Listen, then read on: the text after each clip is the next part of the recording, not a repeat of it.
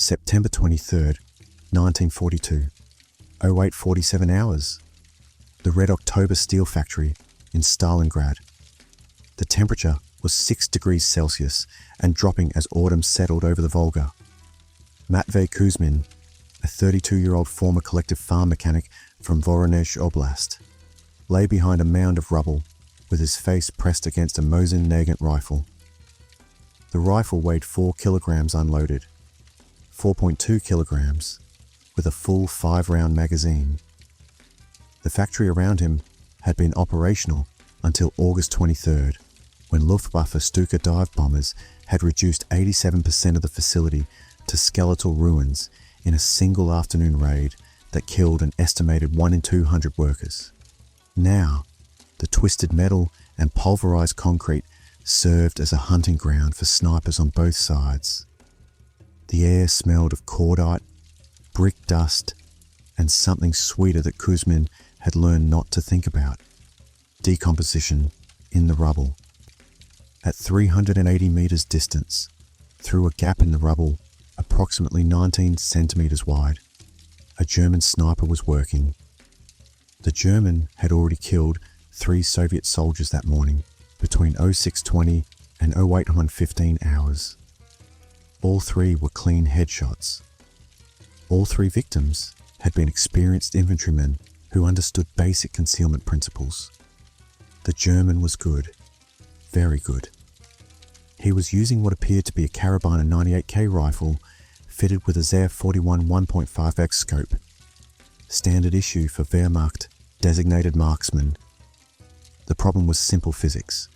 Every muzzle flash lasted 0.3 seconds and created a visible signature that German counter-sniper teams could triangulate with deadly accuracy. Kuzmin had 47 rounds of 7.62 at 54mm EIS ammunition remaining in his personal supply. He'd been issued 150 rounds on August 2nd, 1942, when a supply sergeant named Viktor Petrov had handed him the rifle and said, "Make them count, we have nothing else to give you." Between August 2nd and September 22nd, a period of 51 days, Kuzmin had fired 103 rounds and scored 87 confirmed kills. His longest successful shot was 615 meters on August 19th, when he killed a German artillery observer who was calling in strikes on Soviet positions near the Barricadi gun factory. The observer had been standing in a church bell tower. The bullet had taken 1.4 seconds to reach the target. Before the war, Kuzmin had been a hunter. Not a sportsman, but a practical hunter hired by collective farms across Voronezh Oblast to eliminate wolf packs that killed livestock. Between 1927 and 1941, he had been credited with killing 214 wolves, 47 of them at ranges exceeding 400 meters. His father, Dmitry Kuzmin, had taught him to shoot at age 9 using a pre-revolutionary Berdan rifle. Ammunition costs money, his father had told him in 1919. Every bullet that misses is food we cannot buy. This philosophy had shaped Kuzmin's approach to marksmanship: patience, observation, precision. The Battle of Stalingrad had begun on August 23rd, 1942, when the Luftwaffe's 4th Air Corps launched a massive bombing raid that killed an estimated 40,000 civilians in a single afternoon. The attack had used over 1,000 tons of high explosive and incendiary bombs, dropped by 600 aircraft in coordinated waves. The city's population had been approximately 400,000 before the war. By September 23rd, that number had fallen to fewer than 50,000, most of them trapped in basements or already dead. The Red October steel factory had employed 12,000 workers before the bombing. After August 23rd, fewer than 800 workers remained alive in the factory district. Kuzmin had arrived in Stalingrad on July 28, 1942, as part of the 62nd Army's reinforcements. He'd been a private in the 42nd Rifle Regiment, assigned to defend apartment blocks near the Volga embankment. On August 9th, while serving in a company defending residential buildings. He'd spotted a German forward observer in a church bell tower 520 meters away. The observer was calling in artillery strikes that had already killed 23 Soviet soldiers that morning. The company's designated marksman, a soldier named Pavel Sokolov, had fired 3 shots at the German and missed all 3. Sokolov had been using a standard Mosin Nagant with iron sights, no scope. Kuzmin had asked for the rifle. The company commander, Captain Dmitry Volkov, had handed it over with visible skepticism. Kuzmin had taken 1 shot. The bullet entered through the German observer's left eye at 5 or 20 meters distance and exited through the back of his skull. A Soviet reconnaissance team that infiltrated the church 3 days later confirmed the kill and recovered the German's body, which was identified as Obergefreiter Hans Schmidt, 24 years old, from Munich. Captain Volkov had immediately reassigned Kuzmin to sniper duties and somehow obtained a PE-4X scope from division headquarters. Captain Volkov was killed by a German sniper on August 19th at 14:45 hours while crossing between buildings. The bullet struck him in the throat. Between August 9th and September 22nd, Kuzmin had killed 87 confirmed Germans.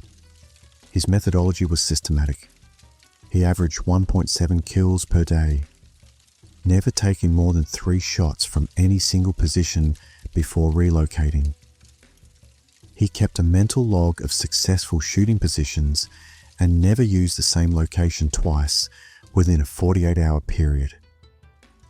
He'd been wounded twice by shell fragments, once on August 14th, when a 105mm howitzer round detonated 15 meters from his position, and once on September 3rd, when a mortar round struck 8 meters away. Both times, he'd continued fighting after basic field treatment. The German counter-sniper response had been evolving throughout August and September. Wehrmacht doctrine called for designated marksmen to be attached to infantry companies at a ratio of approximately 1 marksman per 80 soldiers. By mid-September, the Germans had increased that ratio to 1 marksman per 40 soldiers in the Stalingrad sector. They'd also brought in specialized sniper teams from Scharfschützen training schools, equipped with premium Zeiss optics and trained in dedicated counter-sniper tactics. These teams worked in pairs. 1 spotter with 10x binoculars, 1 shooter with a scope rifle. Their doctrine emphasized rapid identification of Soviet sniper positions through muzzle flash detection, followed by immediate suppressive fire and artillery calls. The result was a dramatic decrease in Soviet sniper effectiveness. In early August, Soviet snipers in the 62nd Army had averaged 2.3 kills per day, with a survival rate of approximately 78% per week. By late September, that average had dropped to 0.9 kills per day, with a survival rate of 41% per week. German counter-sniper teams were systematically hunting and eliminating Soviet snipers faster than replacements could be trained. The mathematical trend indicated that Soviet sniper operations in Stalingrad would become unsustainable by mid-October without tactical innovation. At 0853 hours, something reflective caught sunlight 30 meters to Kuzmin's right. The object was an 8x12 centimeter fragment of side mirror still attached to a bent metal mounting arm. The mirror came from a destroyed Opel Blitz 3-ton supply truck that had taken a direct hit from Soviet 76mm artillery on September 21st at approximately 14:30 hours. The truck's cab was crushed. The cargo bed was a skeleton of twisted metal, but the mirror was intact. The explosion had angled it upward at roughly 45 degrees, creating a reflection that flashed across the rubble field. The Opel Blitz had been part of a German supply column that had attempted to move ammunition and rations to forward positions near the Red October factory. Soviet artillery observers had spotted the convoy and called in fire from Battery 6 of the 124th Artillery Regiment. The battery had fired 18 rounds of 76 6mm high explosive shells in a 4-minute barrage between 14:27 and 14:31 hours on September 21st. 11 German soldiers had been killed in the barrage. The convoy had been destroyed. The wreckage had remained in no man's land for the past 38 hours, stripped of anything valuable by both Soviet and German scavengers operating under cover of darkness. Kuzmin stared at the mirror for 11 seconds without moving. His brain processed angles and possibilities with the mechanical precision of someone who'd spent 15 years calculating bullet trajectories and animal behavior. When you hunted wolves, you learned that predators relied on visual cues, movement, silhouettes, the outline of a human head and shoulders. Wolves had exceptional hearing and could pinpoint the direction of a sound within 3 degrees of accuracy. But they struggled with echoes, with sounds bouncing off rock faces. They struggled with reflections. Kuzmin had once killed a wolf pack's alpha male by positioning himself behind a rock outcropping and using a polished steel pan to observe the wolf's approach without exposing his head. The wolf had detected the sound of Kuzmin's breathing but couldn't locate the source because the visual cue, the human silhouette, was absent. The wolf had stood in the open for 7 seconds, confused by the contradiction between sound and sight. Kuzmin had shot it at 87 meters distance. The idea was simple. Mount the mirror on the rifle barrel at a 90-degree angle. Look through the rifle scope at the mirror's reflection. See what the rifle barrel sees. Aim at targets in front of the rifle while your entire body remains concealed behind cover. The Germans would see muzzle flash from an empty position. No head, no shoulders, no human silhouette to target. Kuzmin began crawling toward the wrecked truck. He covered 30 meters in 11 minutes, moving with glacial slowness to avoid creating dust puffs or movement signatures. Every motion was calculated. Every pause was deliberate. The concrete was cold against his chest, rough enough to scrape through his uniform. His hands left sweat marks on the dusty rubble. By 09:04 hours, he'd reached the mirror. The glass was uncracked. The mounting bracket was bent, but functional.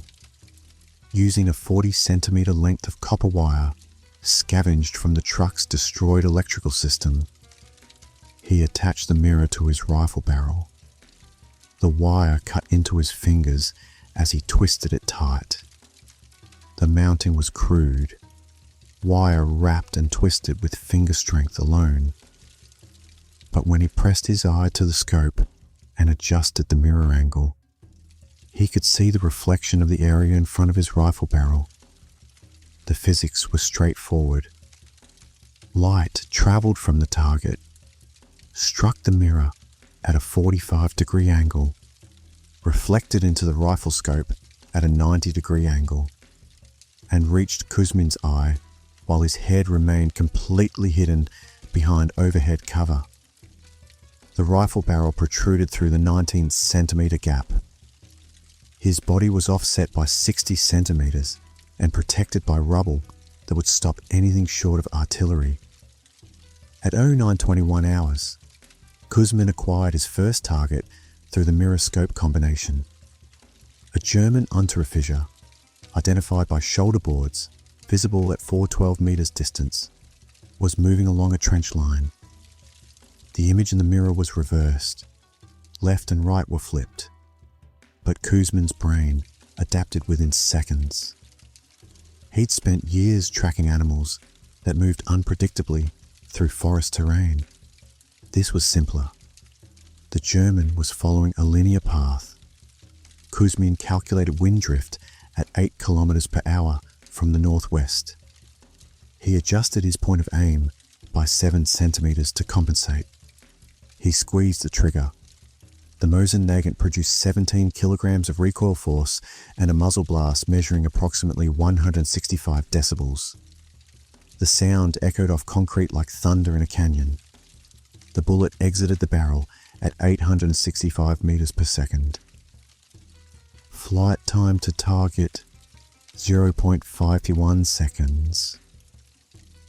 The untera fissure dropped with the boneless collapse that indicated instant central nervous system shutdown. His body fell forward into the trench, one arm flopping over the edge. Through the mirror, Kuzmin watched German soldiers scan for the shooter. They focused binoculars on his exact position. They saw the muzzle flash location. They saw the gap in the rubble. They did not see a shooter.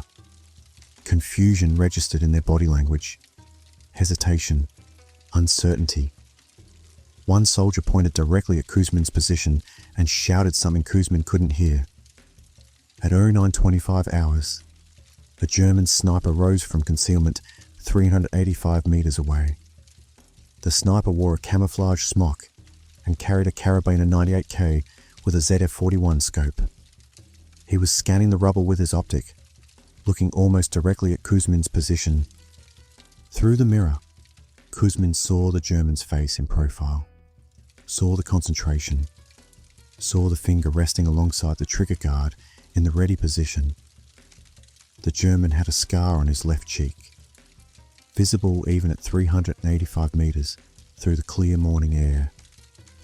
Kuzmin adjusted his point of aim by 2 centimeters, compensating for the 8 kilometer per hour wind and the slight uphill angle of 3 degrees.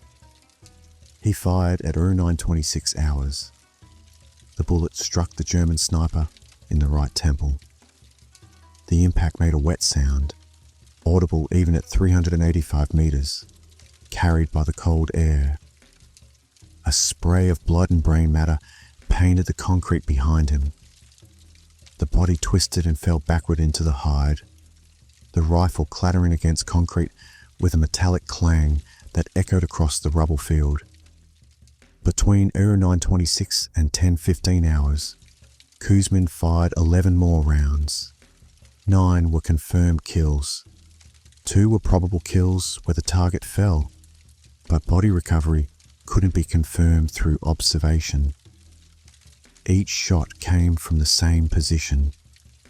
Each shot triggered German return fire at the empty gap in the rubble. Kuzmin counted approximately 240 rounds fired toward his location during this period. The sound was constant. Sharp cracks of rifle fire, metallic pings of bullets striking steel girders, the deeper thud of rounds hitting concrete.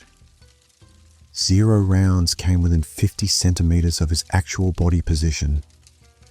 The Germans were aiming at where a shooter should be, not where a rifle barrel actually was. The kills included one Unteroffizier at 412 meters, 09:21 hours, chest shot, fell forward into trench. One sniper at 385 meters, 09:26 hours, temple shot, rifle fell from hands.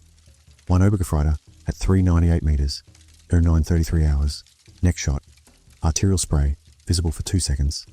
One machine gunner at 427 meters, 09:41 hours, upper torso shot, fell across his MG42. One officer at 445 meters, 09:48 hours, chest shot, dropped map he was holding. One soldier carrying ammunition at 391 meters, as 09:54 hours, back shot, boxes scattered across trench. One radio man at 403 meters, 1001 hours, headshot, handset still pressed to ear. One medic treating wounded at 418 meters, 1006 hours, torso shot, collapsed onto his patient, and one spotter at 390 meters, 10:47 hours, neck shot, binoculars swung on their strap. The two probable kills were both at ranges exceeding 450 meters, where the targets fell behind cover and couldn't be observed for confirmation. The effect on German behavior was measurable. Through the mirror, Kuzmin observed soldiers moving with jerky hesitation instead of the disciplined confidence he'd seen during the previous 2 months. Exposure times decreased from an average of 4 to 5 seconds to 1-2 seconds. Some soldiers remained in cover for extended periods, 40 seconds, 60 seconds, before moving. 3 German soldiers refused to move at all, remaining frozen in defensive positions for over 5 minutes. 1 German squad abandoned their position entirely at 10-12 hours, retreating approximately 80 meters to the rear without orders. Visible panic in their movements. Through the mirror, Kuzmin watched 1 German soldier vomit into his trench after witnessing the radio man's death. At 10:15 hours, German tactics escalated. A 2-man sniper team established position with overlapping fields of fire. The spotter worked with binoculars at 390 meters distance, partially concealed behind blast-fractured concrete. The shooter positioned himself at 395 meters with a Gewehr 43 semi-automatic rifle fitted with a ZF4 4X scope. The Gewehr 43 had a 10-round detachable magazine and a rate of fire up to 30 rounds per minute. This was a professional team. They had identified Kuzmin's position by repeated muzzle flashes and were setting a trap. The doctrine was simple. Spotter observes. Shooter maintains weapon trained on target zone. Any movement triggers rapid fire. Kuzmin took the spotter first at 10:47 hours. 1 shot. The bullet struck the spotter in the neck, severing the carotid artery and windpipe. Blood sprayed across the concrete in a fine mist. The shooter reacted with impressive speed, firing 6 rounds in 4 seconds. The Gewehr 43's distinctive crack, crack, crack was faster than bolt action fire. All 6 rounds struck within a 2-meter radius of Kuzmin's rifle barrel, throwing up concrete dust and metal fragments. None came close to his body position. The shooter was alone now without his spotter. Through the mirror, Kuzmin watched the German begin tactical withdrawal, moving in short rushes from cover to cover. At 10:53 hours, the German paused for 2.7 seconds to scan his back trail. Kuzmin fired. The bullet struck the man in the upper back, angled downward through both lungs. The German went down hard, face first into rubble, and didn't move. His rifle lay 3 meters away where it had fallen. 15 confirmed kills in 2 hours and 6 minutes. 0 return casualties. 0 forced relocations. The mirror modification had transformed basic sniper tactics into something the Germans couldn't counter with their current doctrine. Kuzmin's shoulder ached from 15 rounds of recoil. His throat was raw from breathing concrete dust, but he was alive and undetected. At 11:23 hours, Kuzmin noticed a German officer at 441 meters distance. The officer wore the uniform of a Wehrmacht Hauptmann and carried binoculars around his neck. The officer was speaking into a field telephone while pointing directly at Kuzmin's position. The gestures were precise and methodical, the universal language of someone calling in artillery coordinates. Kuzmin had perhaps 3 to 5 minutes before ranging rounds arrived. German artillery observers typically required 2 to 3 ranging shots to bracket a target, followed by fire for effect missions that could deliver 50-100 shells in less than 60 seconds. The tactical problem was immediate. The only route out of Kuzmin's current position required crossing 12 meters of open ground covered by at least 2 German MG-42 machine gun positions. The MG-42 had a cyclic rate of 1/200 rounds per minute. Moving through that kill zone would be suicide. Staying in position meant death by high explosive shells. Through the mirror, Kuzmin watched the German officer finish his radio call and smile. The expression needed no translation. The officer believed he'd successfully called in a strike on the invisible sniper who'd been killing Germans all morning. At 11:49 hours and 23 seconds, the first artillery shell screamed overhead. The sound was distinctive, a freight train roar that every soldier in Stalingrad had learned to recognize. The shell impacted 50 meters to Kuzmin's left. The explosion created an overpressure wave that compressed lungs and shook teeth. The smell of high explosive rolled across the rubble, sulfurous and chemical. Blast fragmentation peppered the rubble with shrapnel. The second shell hit 30 meters to Kuzmin's right. 18 seconds later. Standard bracketing technique. The Germans were using 2 guns to establish left and right boundaries. The next salvo would be the killing blow. 4 to 6 shells arriving simultaneously, creating an overlapping kill zone with a 40-meter radius. Kuzmin lined up the German officer in his mirror-reflected scope. Distance, 441 meters.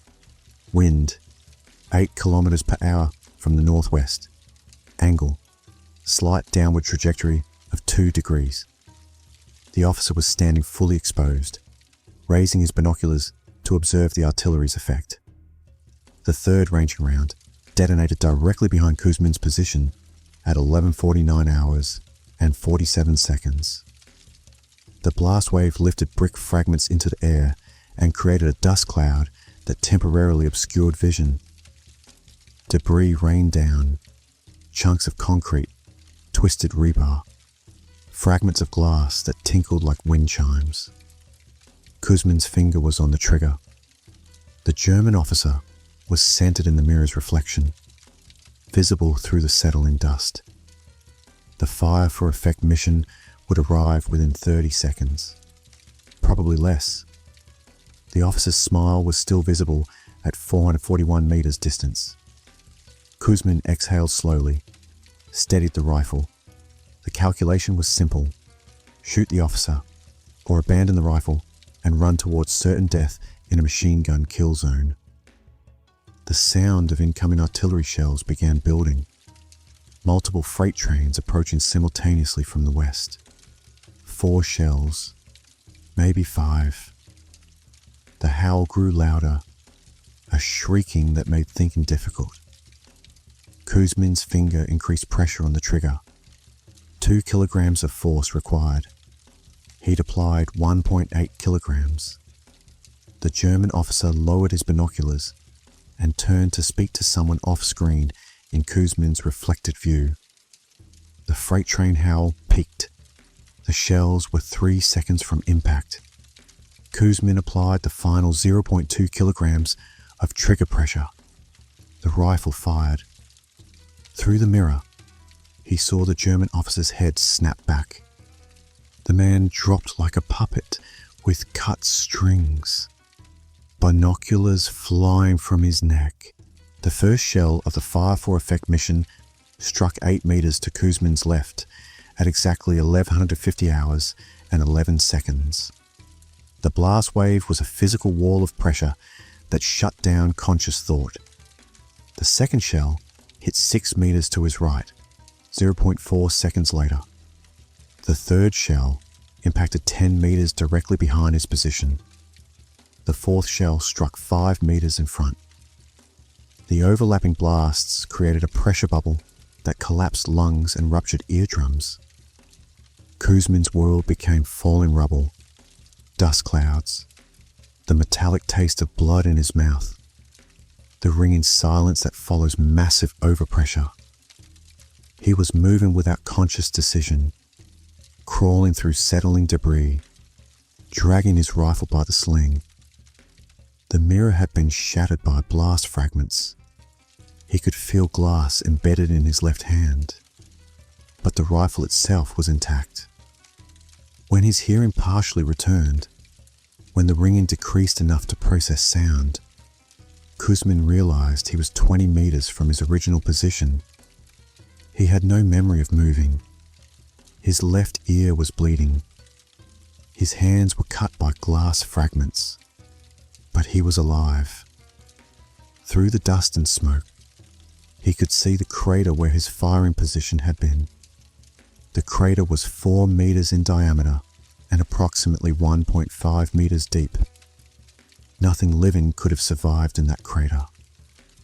At 11:54 hours, Kuzmin was behind a different section of rubble, 35 meters from his original position. His hands were shaken. He examined the rifle. The Mosin Nagant was functional despite the destroyed mirror mount. The PE scope had survived intact. The barrel was undamaged. He had 32 rounds remaining. The shattered mirror fragments were still attached to the rifle by twisted copper wire. He began unwrapping the wire, his fingers clumsy and bleeding. Through gaps in the settling dust, he could see German soldiers moving with increased confidence. They believed the artillery strike had killed the invisible sniper. They were moving more openly now, exposed in ways they hadn't been for the past 2 hours. Kuzmin looked at the shattered mirror fragments. The glass was destroyed. The mount was bent beyond use. But the concept had worked. For 2 hours and 6 minutes, he'd shot 15 Germans without being suppressed or forced to relocate by return fire. Somewhere in that rubble field, there would be another truck, another vehicle, another mirror. The Germans hadn't seen what killed their soldiers that morning.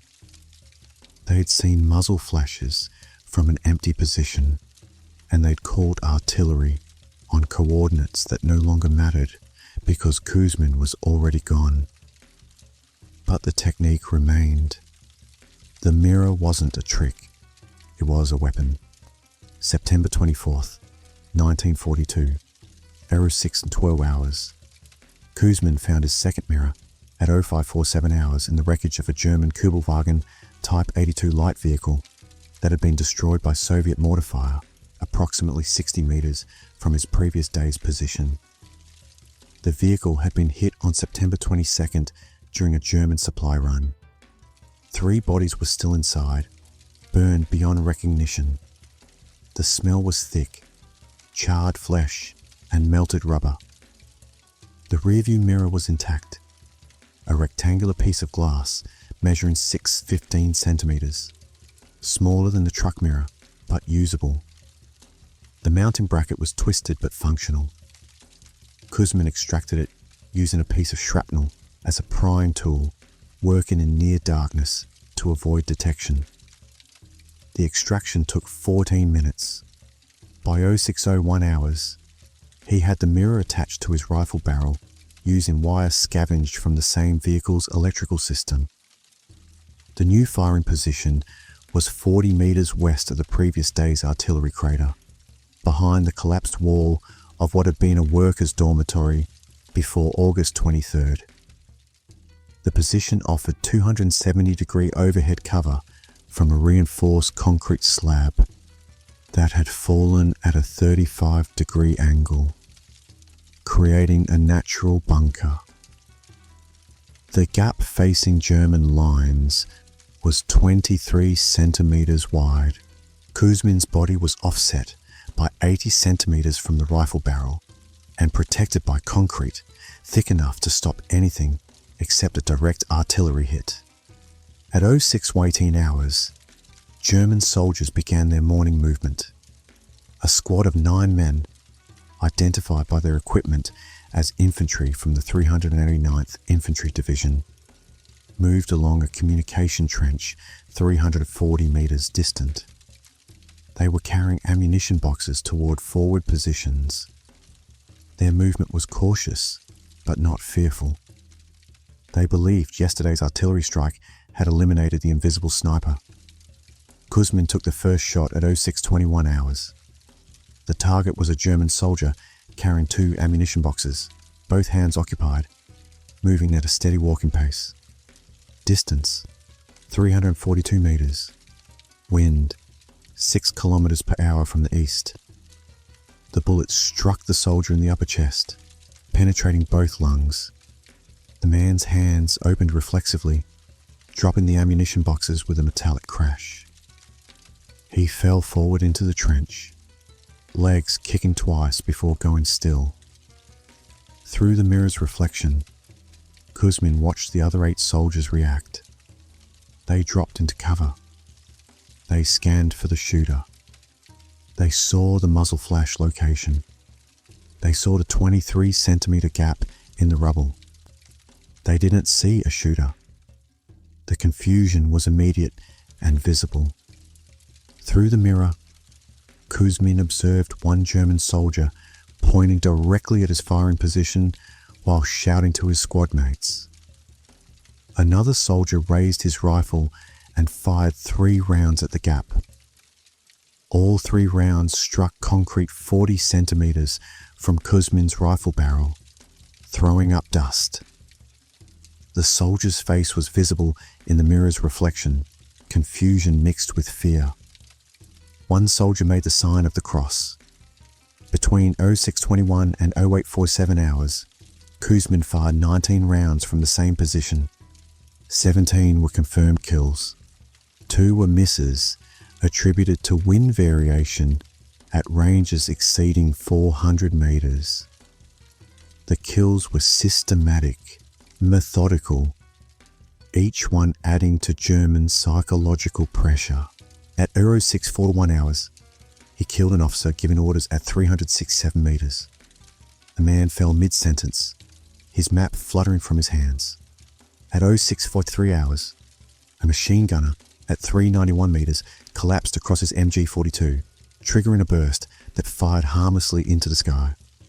At 0708 hours, a soldier lighting a cigarette at 344 meters never finished bringing the match to his lips. The bullet struck his chest, and he fell backwards, the unlit cigarette still between his fingers. At 072 hours, the Germans deployed smoke grenades to obscure movement, creating a grey-white curtain across their positions.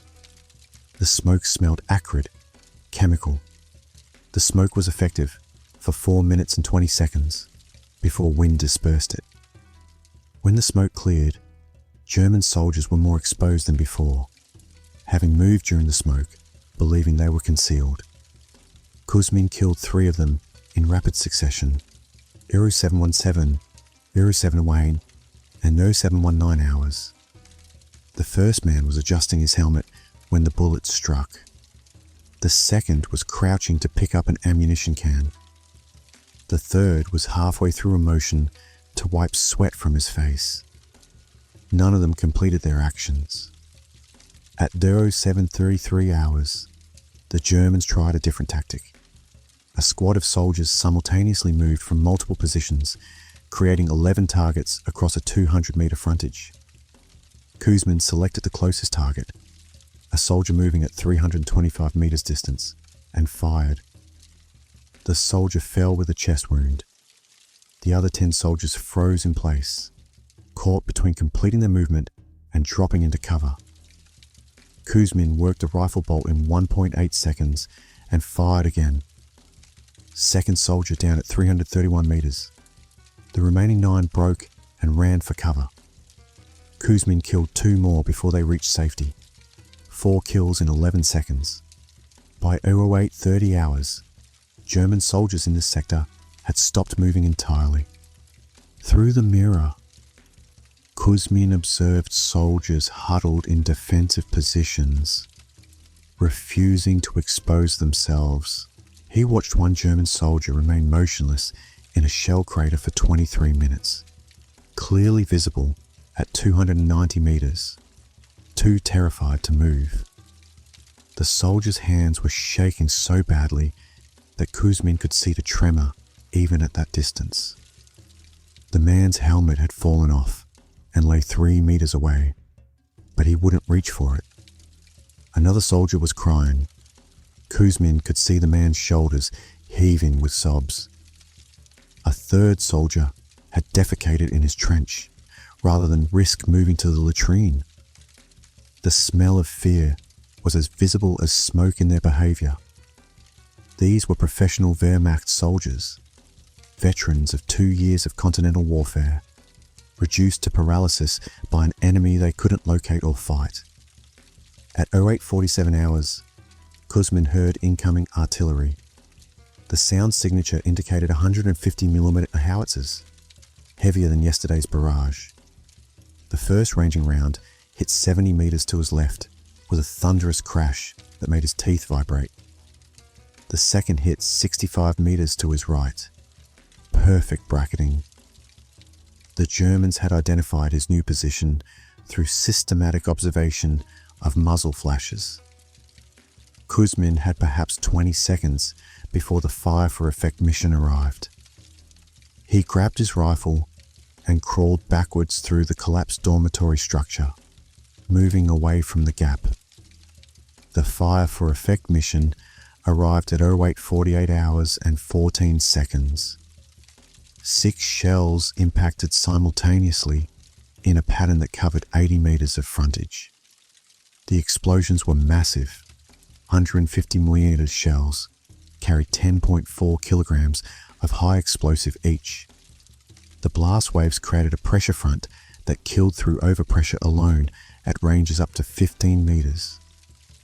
The concrete slab that had protected Kuzmin cracked and shifted, but didn't collapse. Dust and debris filled the air. Kuzmin was 12 meters from the impact zone, protected by multiple layers of rubble. His ears were ringing again. His nose was bleeding. But he was alive. At 08:51 hours, while German artillery smoke was still settling, Kuzmin was moving toward a third position. He'd learned the pattern. The mirror tactic worked for approximately 2 hours before German artillery could triangulate and respond. The solution was obvious.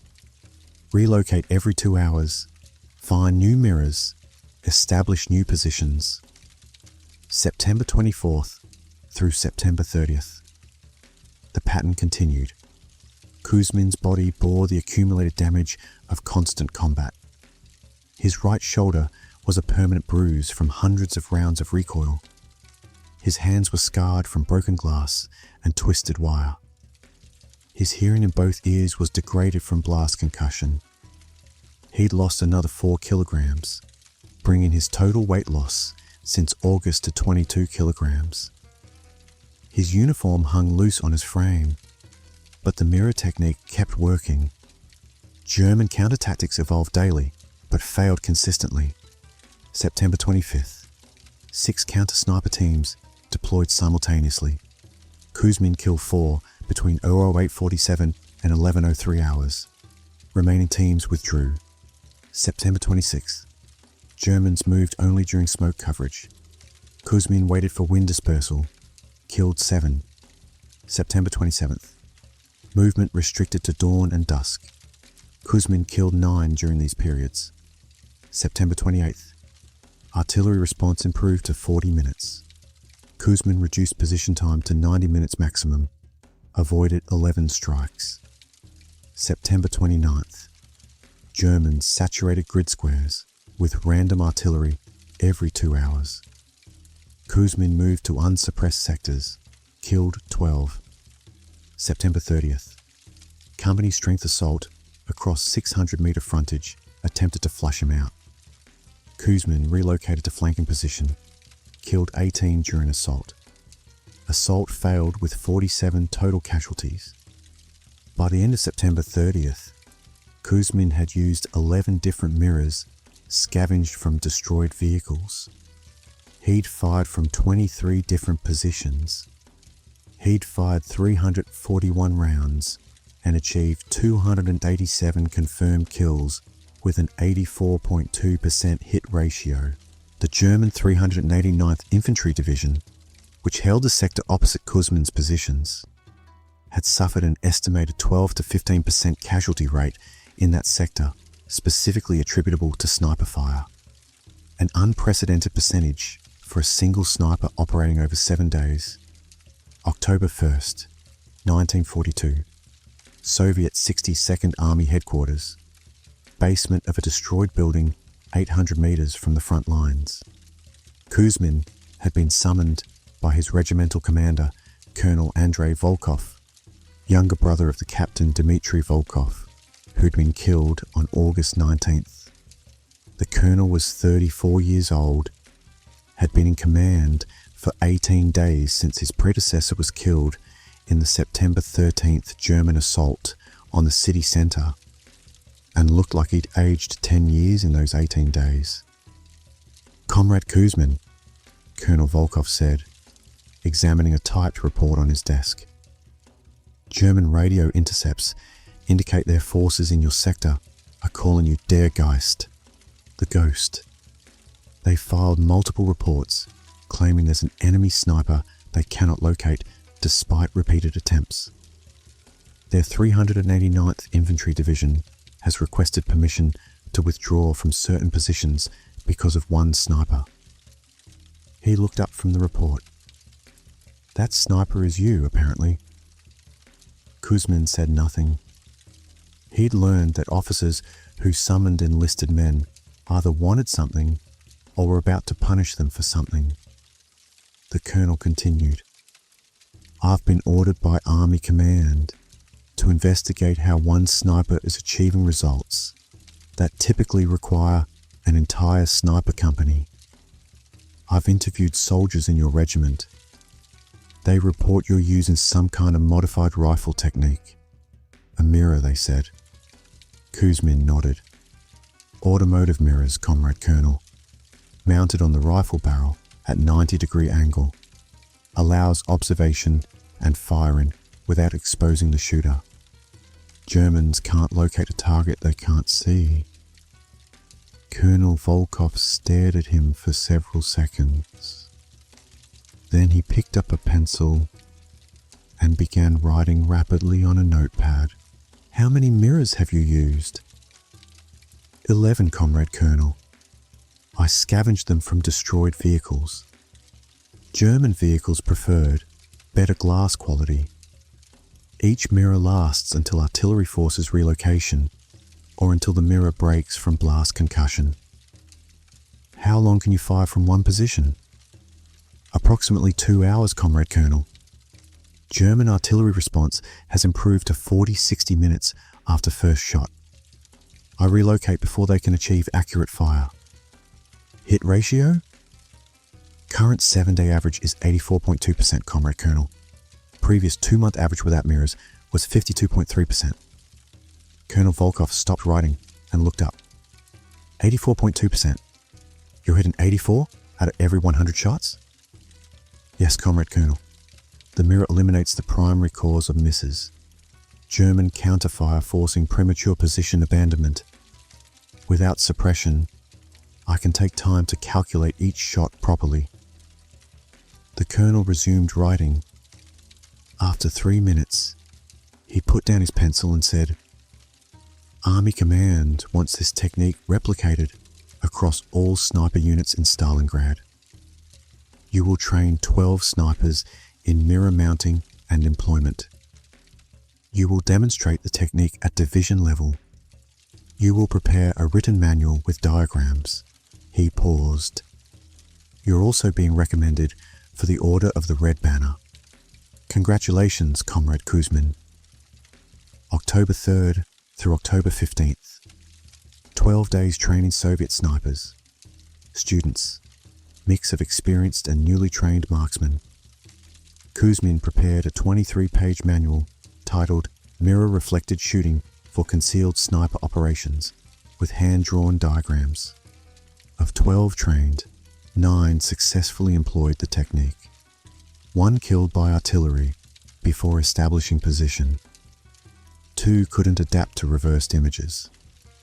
9 successful students achieved 127 combined kills in 12 days, significantly higher than sector average.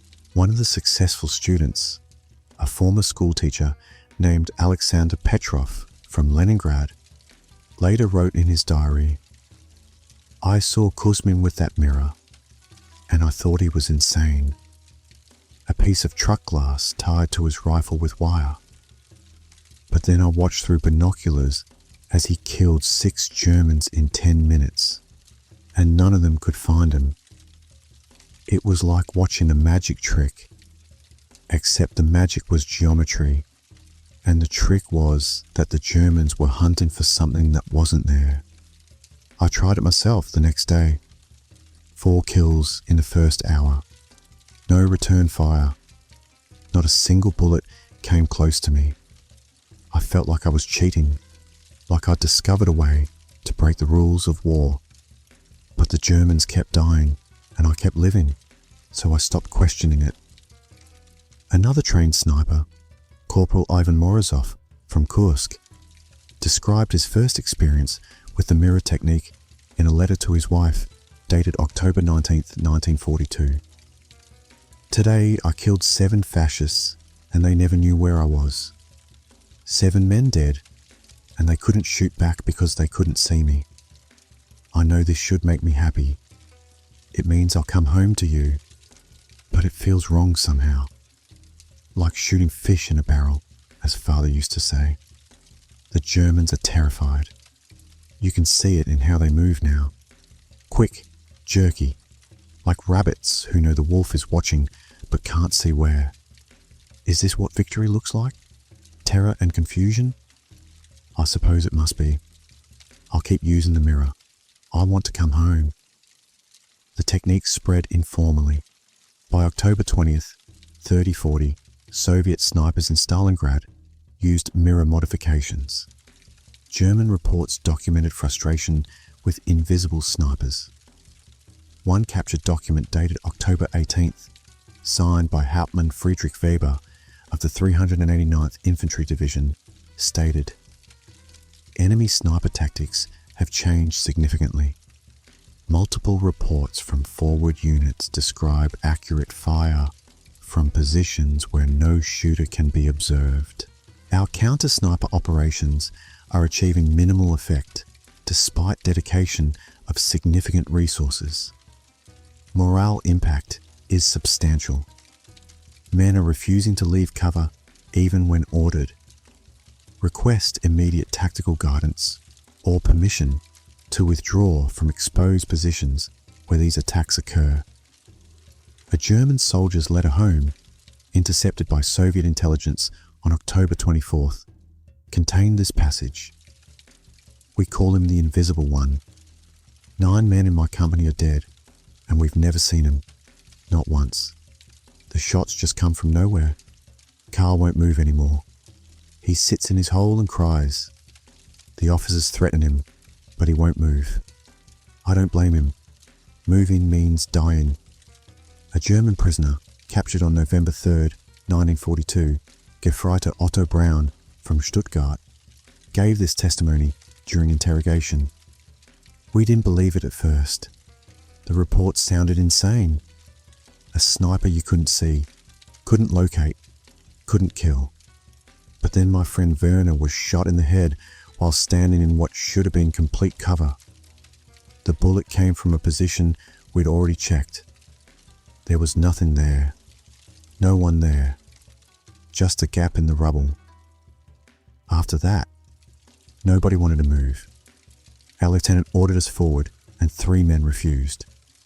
He shot one of them for cowardice and the other 2 still wouldn't move. You can't fight what you can't see." October 16th through December 31st, 1942.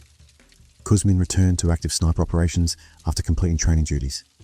Between October 16th and December 31st, a period of 76 days, he fired 893 rounds from 67 different positions using 31 different mirrors. He achieved 741 confirmed kills with an 83.0% hit ratio. His longest successful shot during this period was 823 meters on November 27th, when he killed a German artillery observer who was directing fire from an elevated position. The shot was taken using a mirror scavenged from a destroyed Soviet T-34 tank.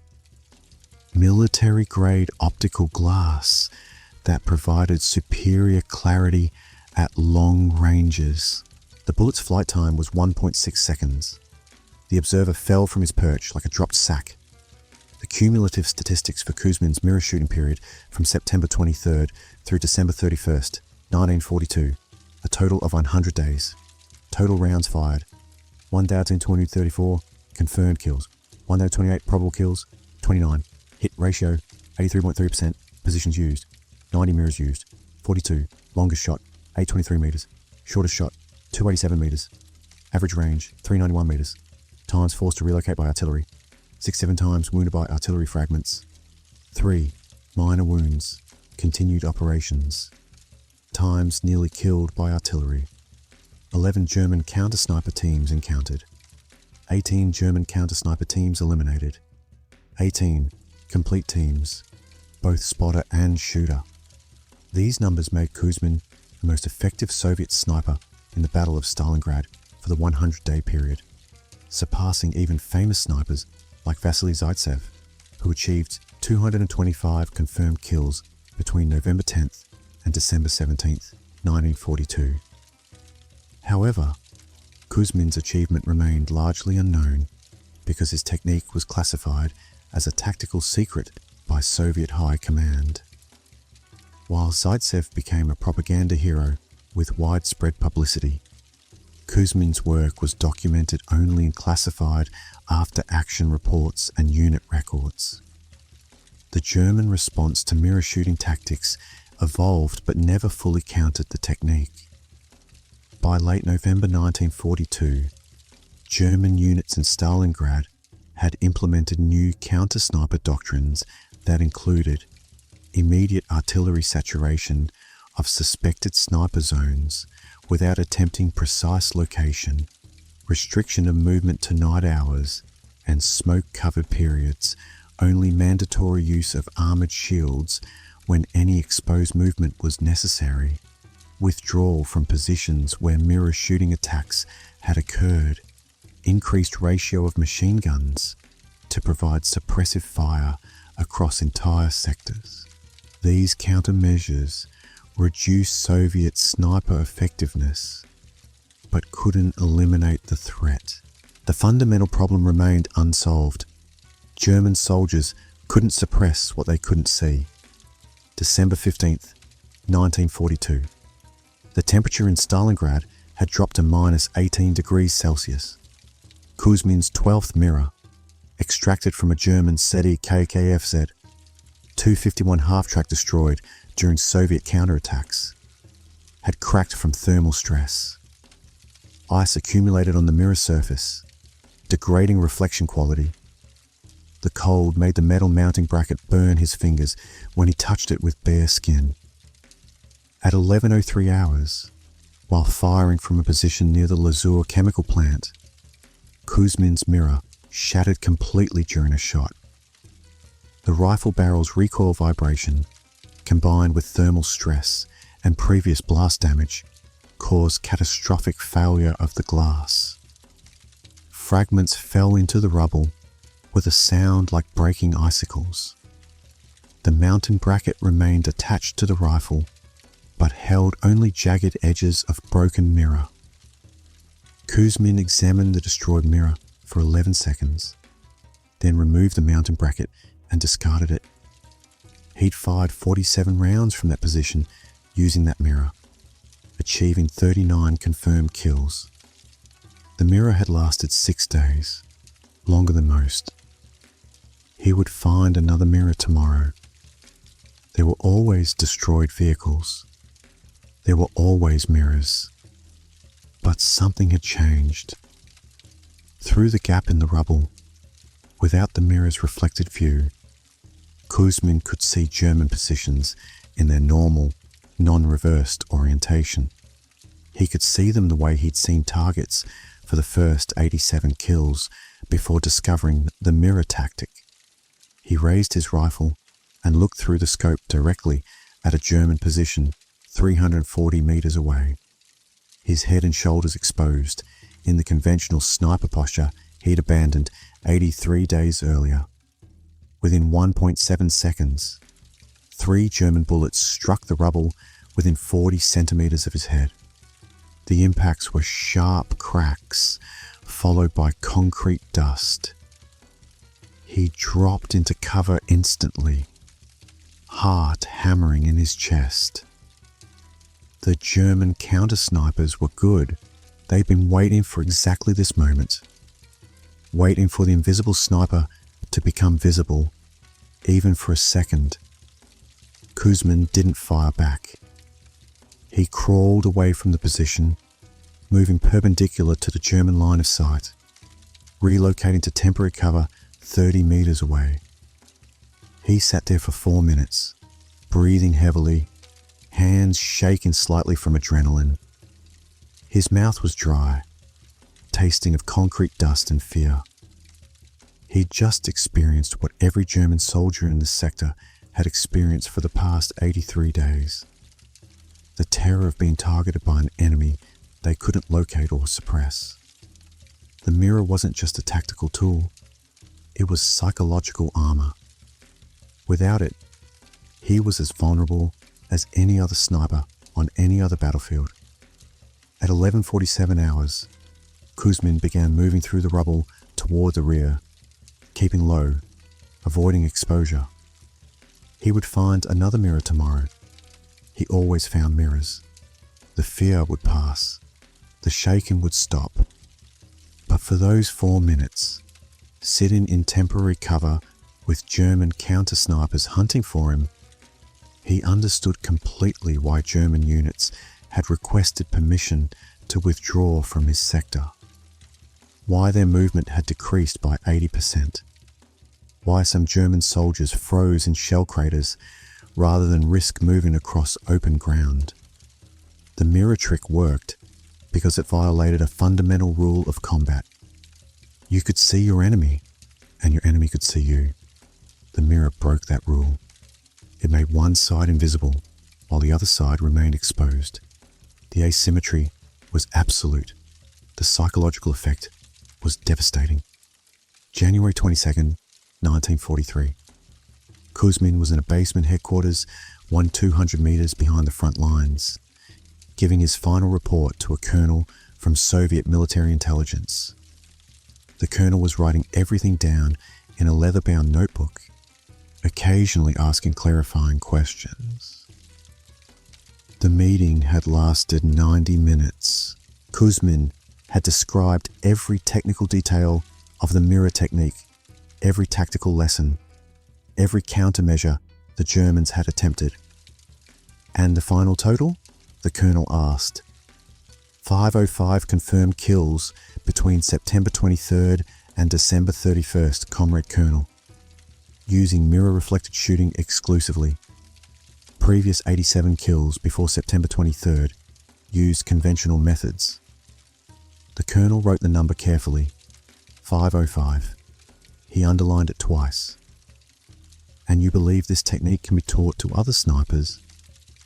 Yes, Comrade Colonel. I've trained 24 snipers personally, approximately 90% success rate among students. The technique is simple. The difficulty is psychological, adapting to reversed images and maintaining position discipline under artillery fire. The colonel closed his notebook. Your work has been documented. The technique is being integrated into Red Army sniper training as of January 15th, 1943. You've been reassigned to divisional headquarters as a sniper instructor. He stood and extended his hand. The Soviet Union thanks you for your service, Comrade Kuzmin. They shook hands. Kuzmin saluted and left the basement. Outside, the temperature was minus 22 degrees Celsius. The cold bit through his uniform immediately. Snow covered the rubble, a white blanket over grey destruction. The Battle of Stalingrad was entering its final phase. German 6th Army was surrounded, starving, freezing. The outcome was no longer in doubt. Kuzmin walked back toward his unit's position, moving carefully through ruins he knew by memory. His boots crunched in the snow with each step, the only sound in the frozen silence. Somewhere in the distance, artillery rumbled like distant thunder, a reminder that the battle continued even as winter locked the city in ice. He still had that first mirror, the glass fragments from the Opel Blitz truck, found on September 23rd at 8:53 hours. He'd kept them wrapped in cloth, carried them through 2 months of fighting, through 67 artillery barrages, through 90 different firing positions, through temperatures ranging from 6 degrees Celsius to minus 22 degrees Celsius. Sometimes at night, he'd unwrap the cloth and look at the broken pieces, remembering the first 15 kills, the German officer who'd called in artillery, the moment when he understood that a simple piece of reflective glass could become a weapon more effective than any rifle modification or ammunition upgrade. The mirror trick would spread. Other armies would learn it, adapt it, improve it. The technique was too effective to remain secret forever. But for 100 days in Stalingrad, between September 23rd and December 31st, 1942, Matvey Kuzmin had been the only one who knew, the only one who understood. The invisible hunter who killed 505 Germans with nothing more than scavenged automotive mirrors and basic geometry that any farmer who'd hunted wolves would understand. History would record the Battle of Stalingrad. It would record the casualties, the strategic importance, the turning point in the Eastern Front. It would record Vasily Zaitsev and his 225 confirmed kills. It would record the 6th Army surrender on February 2nd, 1943. But it probably wouldn't record the name Matvey Kuzmin, 32-year-old collective farm mechanic from Voronezh Oblast, who discovered that an 8K 12-centimeter truck mirror and a rifle could create something the Germans had no tactical answer for. His 505 kills would remain in classified reports. His technique would spread without attribution. His innovation would be taught without crediting its inventor. He would return to Voronezh after the war, work as a mechanic again, die in 1967 of lung cancer at age 57, and be buried in a small cemetery where his tombstone made no mention of Stalingrad, no mention of mirrors, no mention of the 505 German soldiers whose names he never learned, but whose deaths he would remember until his own. The snow kept falling. Kuzmin kept walking. Behind him, 505 German soldiers lay dead in the rubble of Stalingrad, killed by an enemy they never saw. Lay dead in the rubble of Stalingrad, killed by an enemy they never saw.